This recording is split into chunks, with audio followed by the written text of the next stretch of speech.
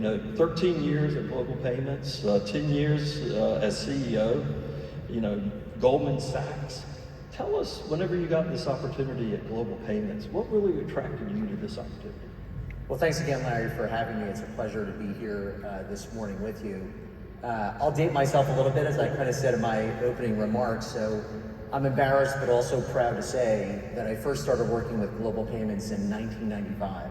So it's pretty unusual, and you'll have your own opinion, given your background and experience, Larry, about the length of tenure that somebody has before they kind of start anything. But it was probably the opposite of the typical job interview, where you kind of walk in, don't really know the business. Instead, I really go back 3 decades, near 3 decades, and probably 3 management teams and 3 boards of directors ago with Global Payments when it was part of National Data Corporation.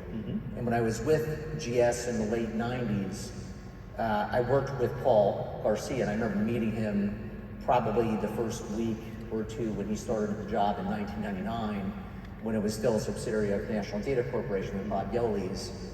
I sat down with Paul early on in his tenure, and as an advisor at GS, worked with Paul, Bob, and Global Payments in buying CIBC's business in Canada, which when we closed that deal at the time of the spinoff of Global Payments on January 1st or thereabouts of 2001, was roughly 30% of the company.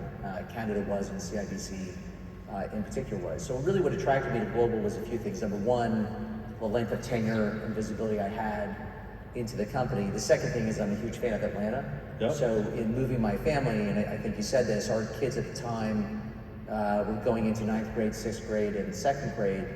And I thought it was a good time, along with Vicky, who's here today, to think about a place to go. And there are very few places I would consider, and Atlanta was really, having traveled here for 25 years and with clients and the like, Atlanta was the top of the list. The last thing I would say was, for all the pluses and minuses of all of our businesses at the time, now 13, 14 years ago, I knew that there was a good underlying platform. I knew the people were terrific, at the company, and I was convinced that we could build a differentiated technology business, right here in Atlanta. So those are the things that really attracted me. I was thinking that we have one